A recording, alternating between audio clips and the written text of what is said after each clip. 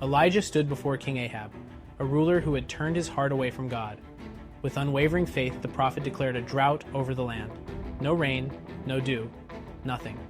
The skies would close, and the land would wither. Then, just as swiftly as he arrived, Elijah disappeared, leaving Ahab stunned by the weight of his words. God led Elijah into the wilderness, away from the king's wrath. There, beside the brook of Cherith, he found his refuge. The Lord's provision was miraculous.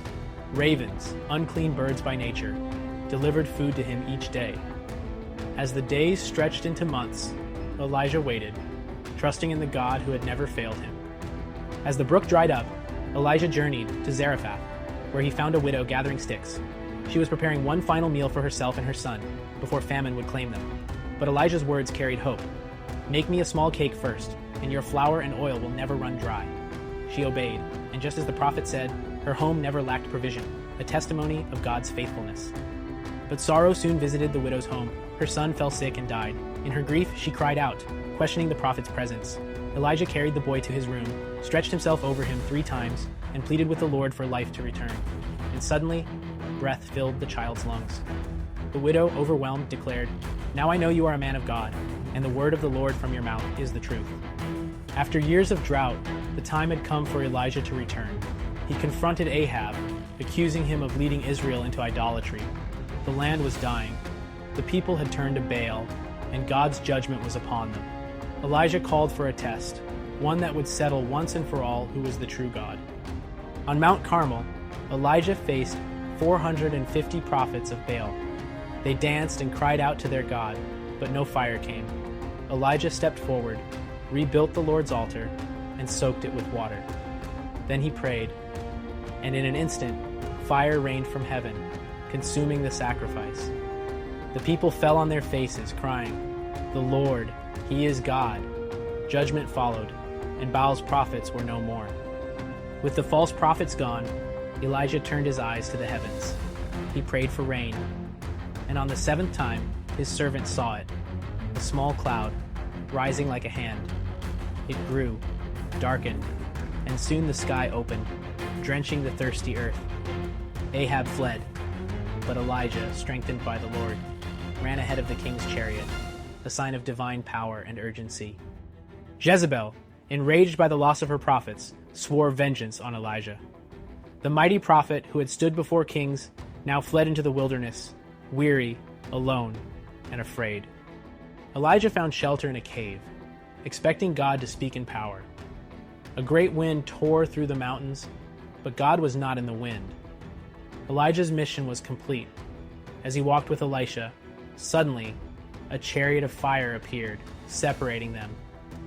In an instant, Elijah was lifted into the heavens, never to taste death. His mantle fell to Elisha, a sign that the work of God would continue. And so, the prophet who stood before kings, who called fire from heaven, and who walked in the presence of God, was taken into glory. So, there goes Elijah, whoosh, straight into heaven on a fiery chariot. No warning, no farewell speech, just gone. And Elisha? He's standing there holding his mentor's cloak like, well, guess that makes me the prophet now. Before he can even process this massive promotion, he walks up to the Jordan River and smacks it with Elijah's mantle. Nothing happens. He smacks it again. Still, nothing.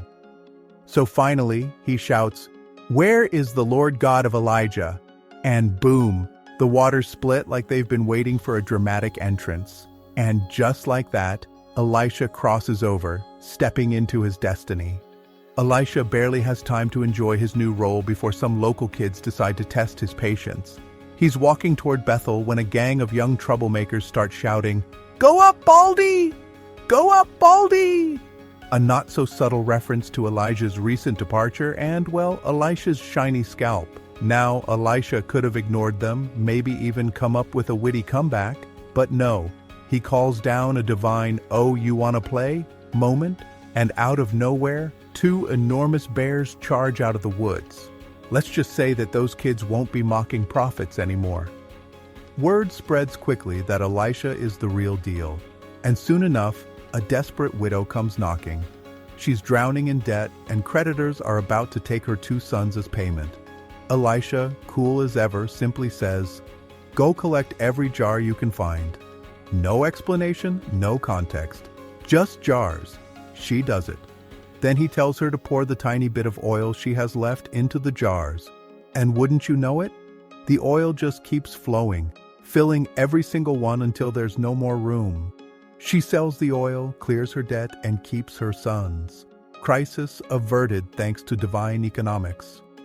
Elisha has a soft spot for this wealthy Shunammite woman and her family, who had built him a guest room just to honor him.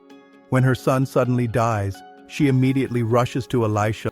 Elisha heads straight to the boy's room, shuts the door, and gets to work. He stretches himself over the child, mouth to mouth, eye to eye, hand to hand, almost like divine CPR. Then the boy sneezes. Once, twice, 7 times. And just like that, he opens his eyes, very much alive. Cue the emotional family reunion. Imagine a group of prophets trying to cook. It doesn't go well. They gather random herbs, throw them into a stew, and only after a few bites does someone say, this might be poison. Cue panic. But Elisha? He just walks up, casually throws some flour into the pot and says, "All right, now serve it." The prophets, hesitant but obedient, take a bite. Miraculously, the poison is gone. The moral? Sometimes all you need is faith and better culinary skills. Elisha is chilling when someone brings him 20 barley loaves and some fresh grain. Not a bad gift, right? Except there are 100 hungry men staring at him like he's holding a 5-course meal. His servant does the math and says, this isn't enough. But Elisha? He just smiles and says, "Go ahead and serve it. There'll be leftovers."